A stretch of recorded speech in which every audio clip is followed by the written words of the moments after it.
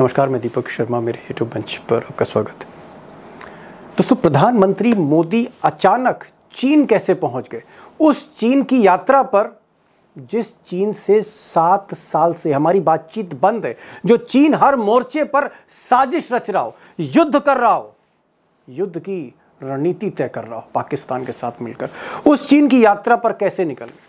तो क्या मोदी जी देश के फायदे के लिए चीन पहुंचे या फिर किसी और के फायदे के लिए? अब ये बात तो मैं आगे बताऊंगा, लेकिन एक बात बहुत ही रिस्पॉन्सिबिलिटी के साथ मैं आपके सामने कहना चाह रहा हूँ, साझा करना चाह रहा हूँ कि मोदी जी की इस चौंका देने वाली यात्रा, चीन यात्रा से देश में लोग खुश नहीं हैं। और खासकर जो हमारी सेना है, देश की सेना है, अंदर ही अंदर वो भी खुश नहीं। हालांकि सेना ऐसे मुद्दों पर सार्वजनिक तौर पर बोलती नहीं है, खुश नहीं है। जी हाँ, वो सेना जिसको हम सब सलूट करते हैं, देश सलूट करता है, उसकी चीन के बारे में राय बिल्कुल अलग है।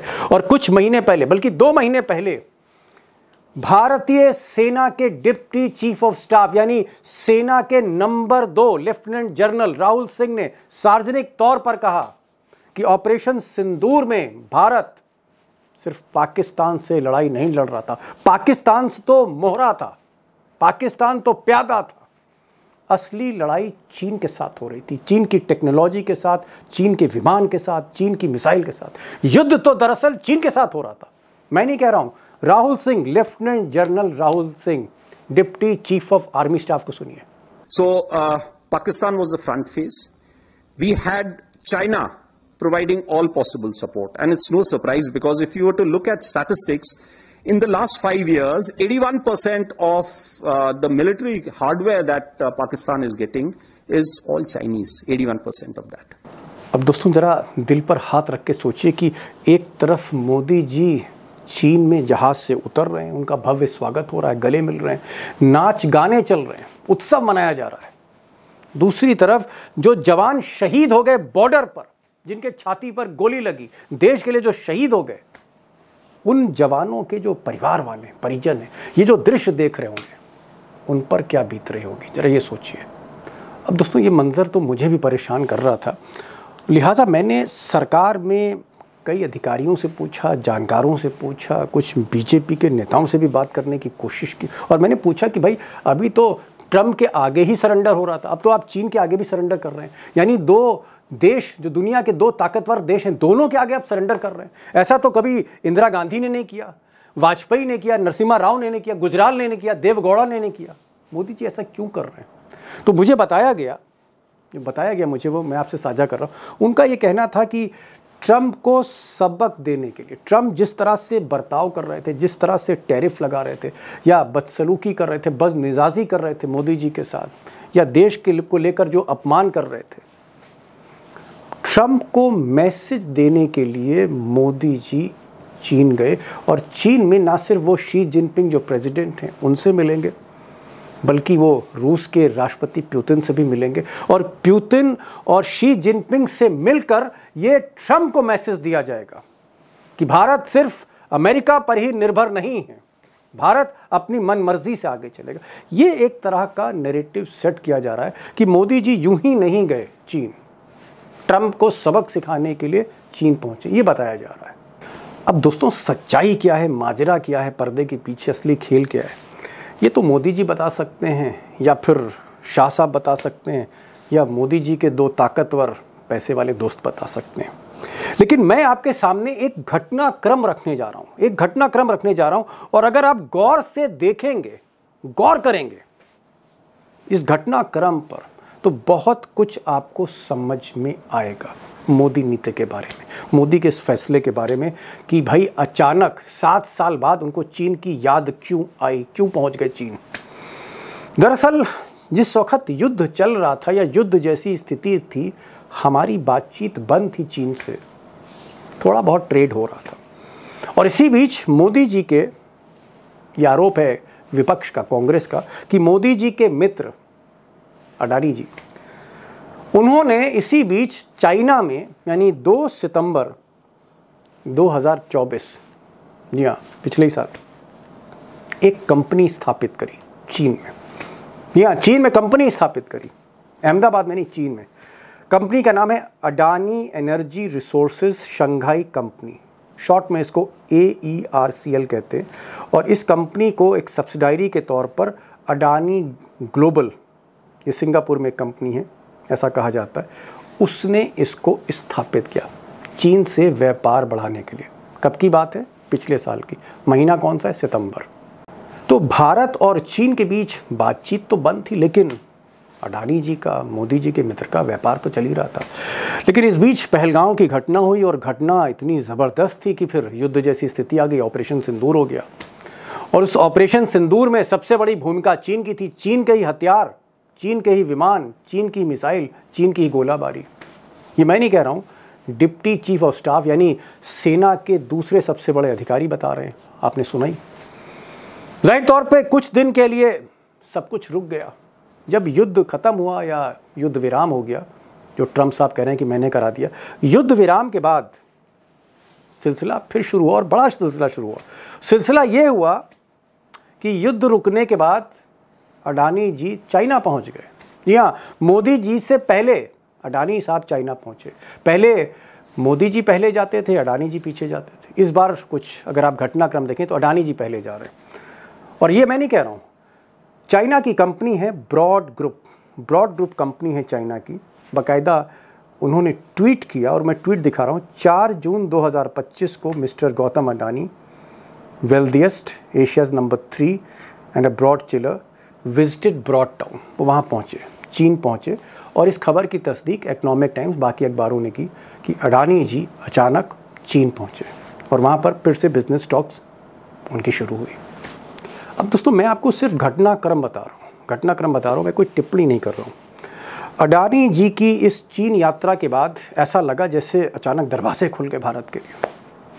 तो कुछ ही दिन के बाद, उसी महीने में, जून में, रक्षा मंत्री राजनाथ सिंह चीन पहुंच गए। सोचिए, आर्मी चीफ क्या कह रहे हैं, डिप्टी चीफ ऑफ आर्मी क्या कह रहे हैं, और रक्षा मंत्री चीन पहुंच गए और सब लोग चौंक गए।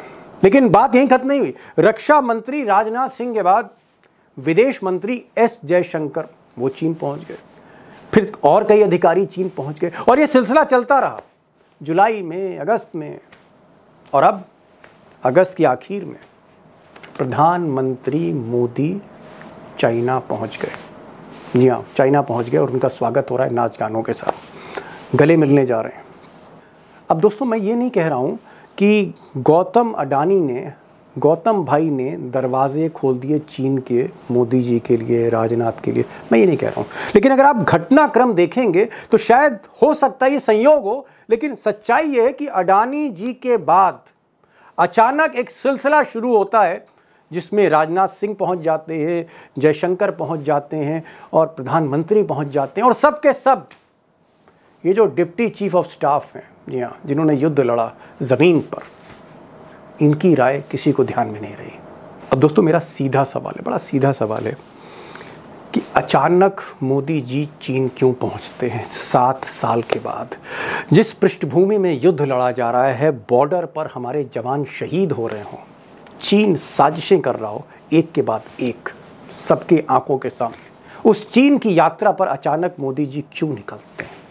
क्या देश के फ़ायदे के लिए वो चीन गए हैं या फिर किसी और के फ़ायदे के लिए? बहुत बड़ा सवाल है और बड़ा ही संवेदनशील प्रश्न है। और आज इसीलिए मैंने इस मुश्किल सवाल का जवाब देने के लिए इस देश के जाने माने संपादक श्रवण गर्ग साहब को बुलाया। श्रवण गर्ग साहब को मैंने इसलिए बुलाया है क्योंकि श्रवण गर्ग गुजरात में संपादक थे जब मोदी जी मुख्यमंत्री थे, और गुजरात से लेकर दिल्ली तक श्रवण गर्ग की कलम और उनकी आंखें मोदी जी को नापती रहीं, परखती रहीं। और आज की तारीख में मैं बहुत जिम्मेदारी के साथ कह रहा हूं कि गर्ग साहब से बेहतर और निष्पक्ष और बेखौफ एनालिसिस कोई नहीं कर सकता इस देश में।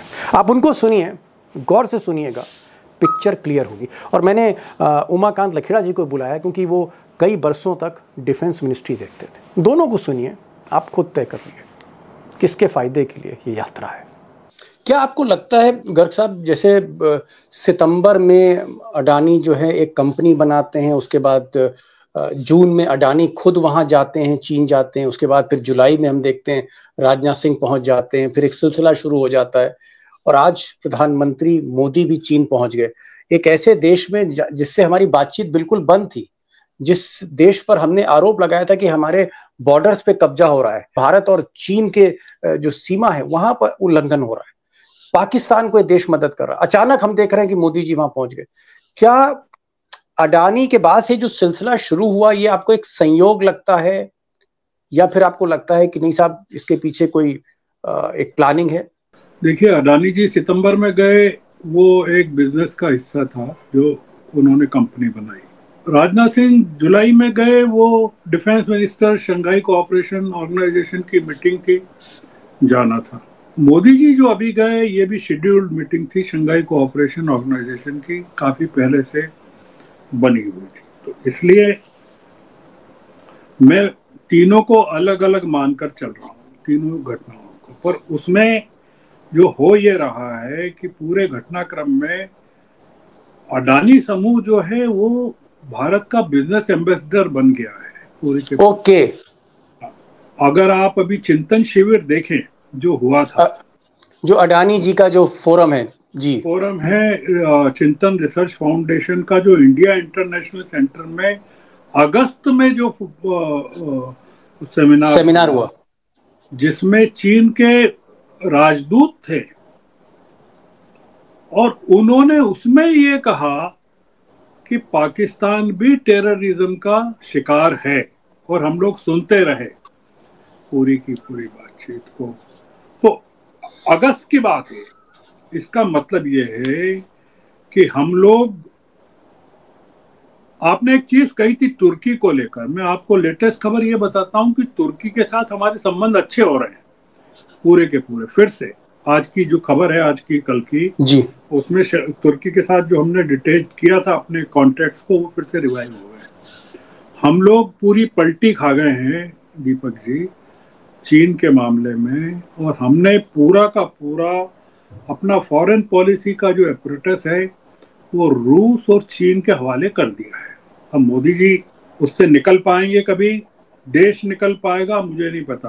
राहुल गांधी का आरोप पूरी तरह सच साबित हो रहा है कि मोदी जी मुखौटा हैं देश की, देश को अदानी अंबानी चला रहे हैं, और ये साबित हो गया है। बड़ी बात गर्ग साहब ने कही, उन्होंने कहा कि मोदी जो है सिर्फ एक फ्रंट है, बल्कि जो असली जो बिजनेस इंटरेस्ट हैं इस देश में वो अडानी और अंबानी के सर्वोपरि हैं। बिजनेस इंटरेस्ट ऊपर है, नेशनल इंटरेस्ट नीचे है, और कहीं ना कहीं फॉरेन पॉलिसी को अंबानी अडानी हिंदुस्तान के दो सबसे अमीर व्यक्ति देख रहे हैं। लखड़ा साहब, मैं एक चीज जानना चाहूंगा, क्योंकि आप विदेश मंत्रालय भी देखते हैं और विपक्ष से भी आपकी बातचीत होती रहती है संसद में, क्या आपको लगता है कि अडानी, गौतम अडानी का, उनके परिवार का इस बिजनेस ग्रुप का दबदबा है, चाहे भारत की सरकार के नौकरशाही हो, चाहे हमारे राजदूत हो, चाहे सीबीआई और ईडी के चीफ हो, क्या मोदी का जो सिस्टम है उस सिस्टम में आपको अडानी ग्रुप का दखल रखता है, दबदबा है, ऐसा लगता है आपको रिपोर्टिंग करते समय? ये कोई जो प्रश्न आपका, ये कोई छिपा हुआ नहीं है दीपक जी, ये कोई छिपी हुई बात नहीं, तो ओपन सीक्रेट है कि मोदी जी की जिन जिन देशों के साथ मोदी जी गए, चाहे वो गल्फ कंट्रीज में गए हों, चाहे वो श्रीलंका गए हों, चाहे वो बांग्लादेश से रिलेशनशिप रही हो, चाहे वो बाकी देशों के साथ जहां जहां कतर में रिलेशनशिप रही हो, जिन भी दुनिया के देशों से जो भारत की कूटनीति जो है वो पूरी तरह डायरेक्ट हो रही अडानी के बिजनेस से। ये पहली बार, इतना बड़ा मुल्क है हमारा और हमारी विदेश नीति डिसओरिएंटेड, पहली बार इतनी डिसओरिएंटेड हुई। और आप देखिए ना कि चीन जो है ऐसे देश के साथ जिसके साथ हम 1962 से बहुत अनकंफर्टेबल हैं, बहुत हमारी जो विदेश नीति है बहुत अनकंफर्टेबल, उसके बाद भी हम चीन के साथ चिपके जा रहे हैं और कोई हम अपने इंटरेस्ट को डिफाइन नहीं किया। और आज की तारीख में हम एक उद्योगपति के व्यापारिक रिश्तों को प्रोटेक्ट करने के लिए ऐसा मैसेज जा रहा है देश में। मैं आ रहा हूँ गर्ग साहब के पास। गर्ग साहब, आप मिस्टर मोदी को आप आज से नहीं देख रहे, जब आप गुजरात में संपादक थे एक अखबार के, मोदी जी वहां मुख्यमंत्री थे, आप तब से मोदी जी को बकायदा लगातार वॉच कर रहे हैं, एक पत्रकार जैसे एक मुख्यमंत्री या नेता को देखता है उस तरह से ऑब्जर्व कर रहे हैं। मोदी जी के जो बहुत से बयान हैं, जैसे उन्होंने देश को कहा गुजरात में जाके कि आप स्वदेशी अपनाइए, जो भारत में मेड इन इंडिया प्रोडक्ट है उनको लीजिए, चाइना के प्रोडक्ट को आप मत लीजिए, चाइना का एक तरह का आप बॉयकॉट करिए। इसी तरह बहुत सी उन्होंने बातें कही कि मैं ना खाऊंगा ना खाने दूंगा, मैं कॉर्पोरेट में भी करप्शन को पूरी तरह से जड़ से मिटा दूंगा, दलाली बंद कर दूंगा दिल्ली में, इस तरह की वो बातें करते रहे। क्या आपको लगता है कि मोदी जी को अब बिल्कुल कोई परवाह नहीं है, ही इज नॉट बॉदर्ड, किसी की चिंता नहीं है, और जो वो सोचते हैं कर रहे हो डंके की चोट पर कर रहे हैं, चाहे कोई आरोप लगा दे, चाहे वोट चोरी का आरोप हो, चाहे बाकी करप्शन का आरोप हो, या फिर इलेक्टोरल बॉन्ड में जिस तरह से पैसे लिए गए उसके आरोप हो, क्या आरोपों का अब मोदी पर कोई असर नहीं है, या मोदी थे ही इस तरह के गुजरात से लेकर दिल्ली तक?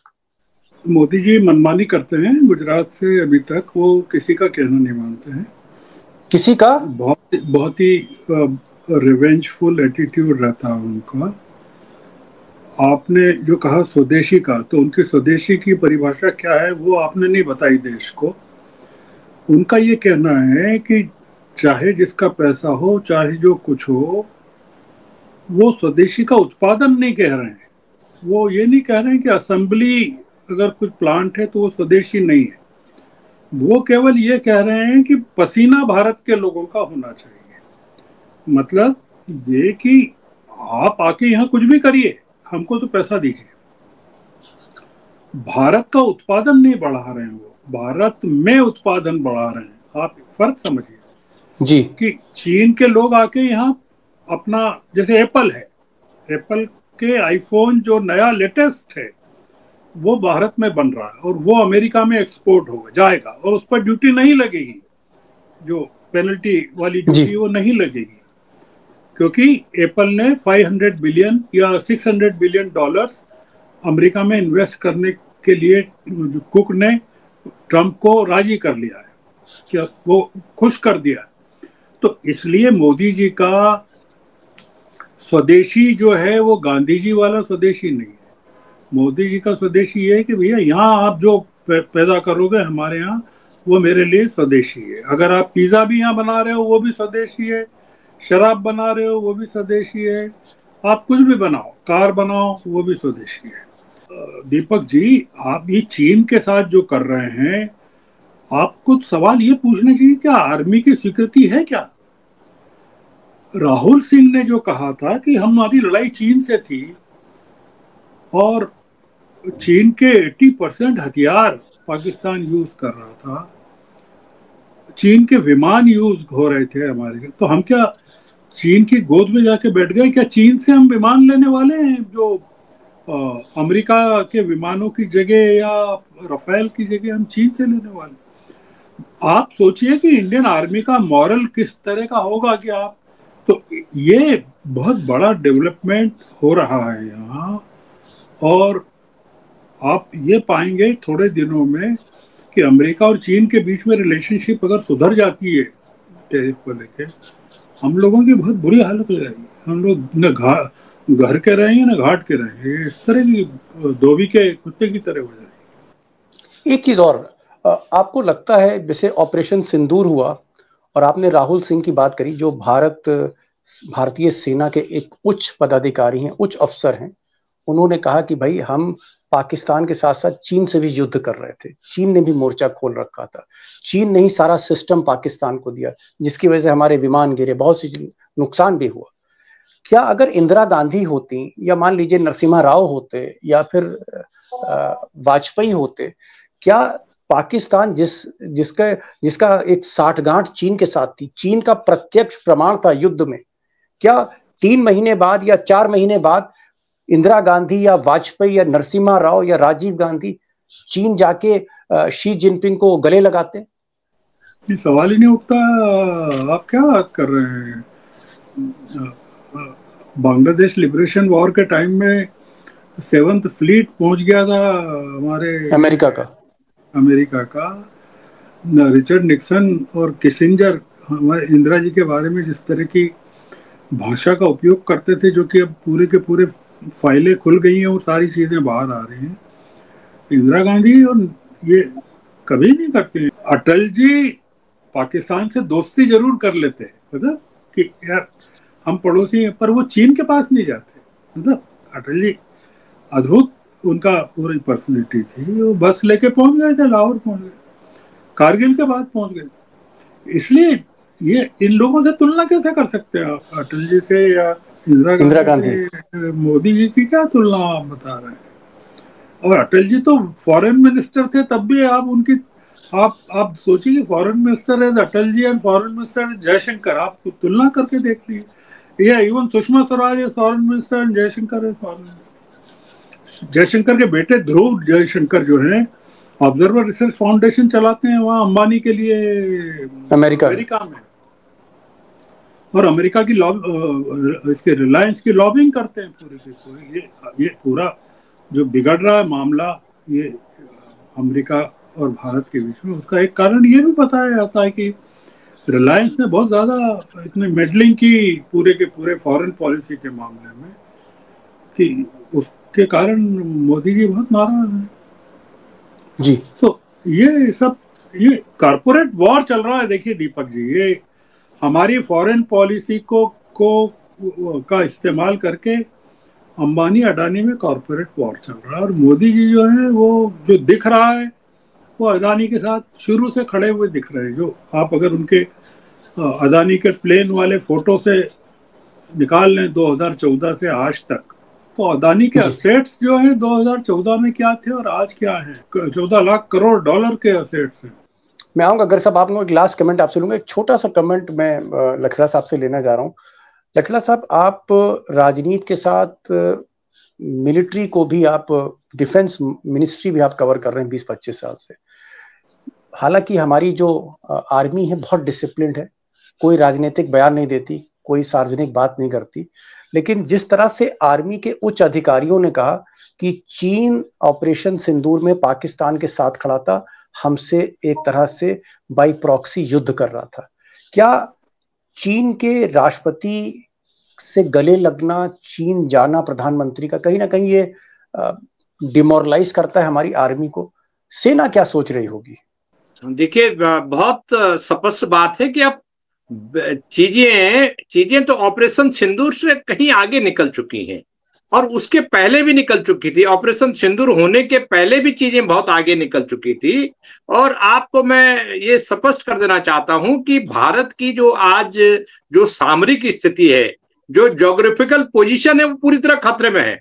आप ये देखिए कि किस तरह से चीन ने बांग्लादेश में, वहां तख्ता पलट होने के बाद चीन ने बांग्लादेश में अपना बहुत बड़ा स्ट्रेटेजिक अड्डा बना दिया है जी। भूटान में उसने अड्डा बना दिया है, नेपाल को उसने अपनी जेब में रख लिया है, भूटान उसके कब्जे में ऑलरेडी है, बहुत पहले से है।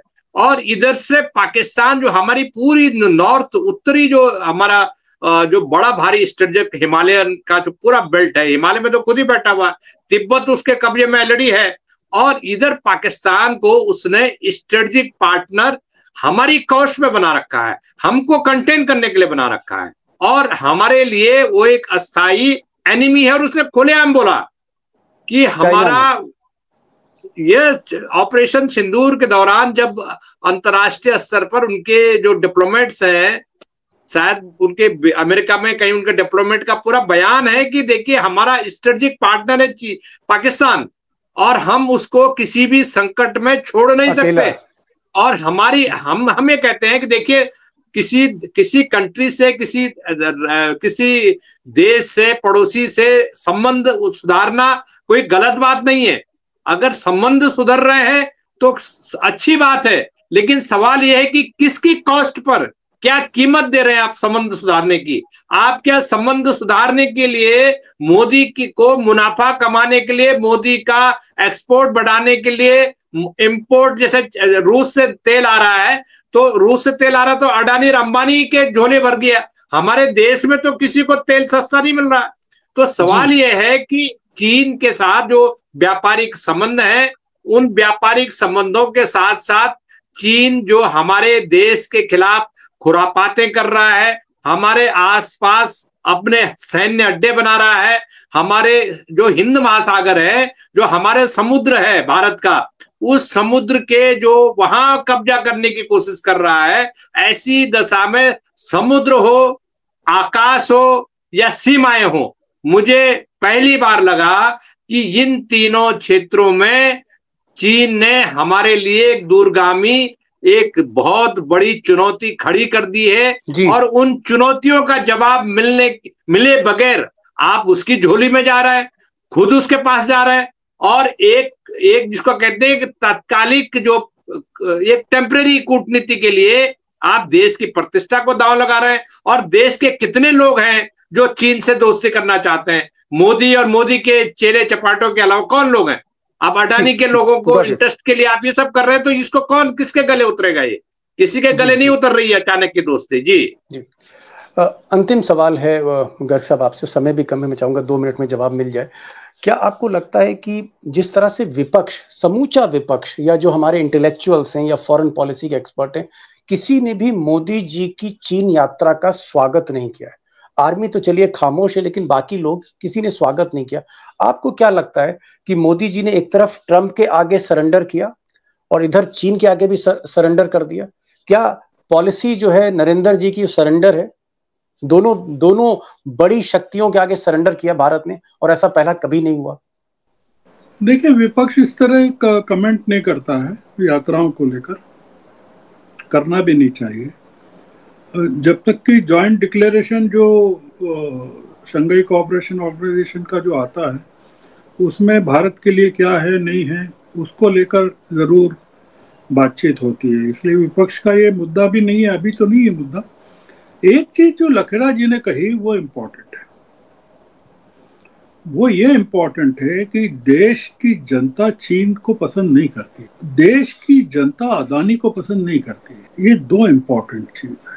और मोदी जी ने अपने आप को आइडेंटिफाई जो कर रहे हैं चीन के साथ और अदानी के साथ, और चीन वो चीन जिसने आपके सारे पड़ोस के मुल्कों पर कब्जा कर लिया है, बांग्लादेश हो, बर्मा हो, श्रीलंका हो, नेपाल। श्रीलंका के साथ आपका झगड़ा ही चीन के कारण हुआ, मालदीव्स हो, पड़ोस के सारे मुल्कों पर कब्जा कर लिया। आपने चीन की दादागिरी को स्वीकार कर लिया इस पूरे के पूरे सब कॉन्टिनेंट। ये बड़ी चीज है कि कहाँ भारत होता था दादा, अब कहाँ चीन को भारत ने स्वीकार कर लिया कि तुम हमारे बॉस हो। ये बहुत ही अपमानजनक है। क्या आपको लगता है कि मोदी जी पे जिस तरह का प्रेशर है, तो अल्पमत में है, बैसाखियों पर है उनकी सरकार, नायडू और नीतीश की मदद से मोदी जी चल रहे हैं, दूसरी तरफ हम देख रहे हैं डोमेस्टिक पॉलिटिक्स में, यानी जो घरेलू सियासत है उसमें विपक्ष उनके ऊपर चढ़ता जा रहा है। हमने देखा कि पार्लियामेंट इस बार चल नहीं पाई और मोदी जी कहीं ना कहीं प्रेशर में थे, पार्लियामेंट तक नहीं जाते। तो जिस तरह से मोदी चारों तरफ से घिर रहे हैं, पार्टी के भीतर से विपक्ष उनको घेर रहा है, बहुत सी समस्याएं हैं, अर्थनीति से विदेश नीति, क्या मोदी पर इतना ज्यादा प्रेशर है कि वो चीन के आगे भी झुक गए? देखिए, बहुत बड़ा प्रेशर है दीपक जी। हमारी इकोनॉमी पूरी कोलैप्स हो चुकी है इस समय। आप जो चीन के साथ हमारा जो डेफिसिट है, मैंने आपको बताया कि टोटल बिजनेस 120 बिलियन डॉलर का है, और हम जो चीन को दे रहे हैं वो सिर्फ 16 अरब डॉलर, 16 बिलियन डॉलर दे रहे हैं, बाकी इंपोर्ट कर रहे हैं। चीन ने कहा था कि आप हमसे समझौता कर लीजिए, हम आपका इंपोर्ट बढ़ा देंगे। आप एक चीज नोटिस कीजिएगा कि मोदी जी की विजिट के बाद इंडिया का इंपोर्ट अगर बढ़ जाता है वहां चीन में, होने क्या वाला है ये देखिए। हमारा जितने देश हैं उसमें सबसे ज्यादा ट्रेड सरप्लस केवल अमेरिका के साथ है, जो 8-10 देश हैं टॉप के उसमें जी। और वो सारा ट्रेड सरप्लस अब ट्रेड डेफिसिट में बदलने वाला है। हाँ, उससे झगड़ा कर लिया जहां से जी। तो इसका मतलब है कि चीन से भी डेफिसिट और अमेरिका से भी डेफिसिट है जी। और रूस से भयानक डेफिसिट है, ऑयल जितना इंपोर्ट करें। हम लोग बहुत बड़े आर्थिक संकट में हैं दीपक जी। हम लोगों की दिवाली पर क्या होगा, टेक्सटाइल सेक्टर में, जेम्स एंड ज्वेलरी सेक्टर में, एग्रीकल्चर सेक्टर में हमने कपास को खोल दिया है अमेरिका के लिए। देश को पता ही नहीं है कि कपास के जी। एक्सपोर्ट को अमेरिका, हमारा पूरा गुजरात का बेल्ट, मध्य प्रदेश के कपास उत्पादक, महाराष्ट्र के कपास उत्पादक, अभी उन तक खबर ही नहीं पहुंची है ये चीज कि भाई हम कपास का जी। एक्सपोर्ट अलाउ कर दें। बहुत खराब हालत है। बहुत खराब हालत है। हमारे दोनों एक्सपर्ट्स ने कहा है कि चारों तरफ से मोदी घिरे हुए हैं और इस प्रेशर की वजह से कि कहीं प्रेशर थोड़ा सा रिलीज हो, कहीं मोदी को राहत मिले, जो राहत मिल नहीं रही है, और इसीलिए उन्होंने कहीं ना कहीं चीन के आगे सरेंडर कर दिया, अमेरिका के आगे सरेंडर किया। हमने हश्र देखा ट्रम्प कितना चढ़ते गए, सॉफ्ट टारगेट मोदी को मान लिया, और अब चीन के आगे हम सरेंडर कर रहे हैं। उस चीन के आगे जिसको देश पसंद नहीं करता, वो चीन जिसने पाकिस्तान की मदद करी इस युद्ध में, जिसके प्रमाण सेना ने रखे सबके सामने, उस चीन के आगे हम सरेंडर कर रहे हैं। उस चीन जहां पर अडानी का एक बड़ा बिजनेस है, और कहीं ना कहीं जो लखेड़ा साहब ने कहा और जिसकी तस्दीक गर्ग साहब ने भी कही कि नेशनल इंटरेस्ट जो हमारा राष्ट्रीय हित है, उसके ऊपर ऐसा लगता है कि दो सेठों के बिजनेस इंटरेस्ट है। ये हम रूस में भी देख रहे हैं, अमेरिका में भी देख रहे हैं और चाइना में भी देख रहे हैं। गर्ग साहब आप आए, खुलकर बातचीत हुई, लखेड़ा साहब खुलकर बातचीत आपसे भी हुई, और इस बहुत ही संवेदनशील मुद्दे पर आपने बहुत जानकारियां दी, उसके लिए बहुत बहुत शुक्रिया। Thank you so much for joining this programme.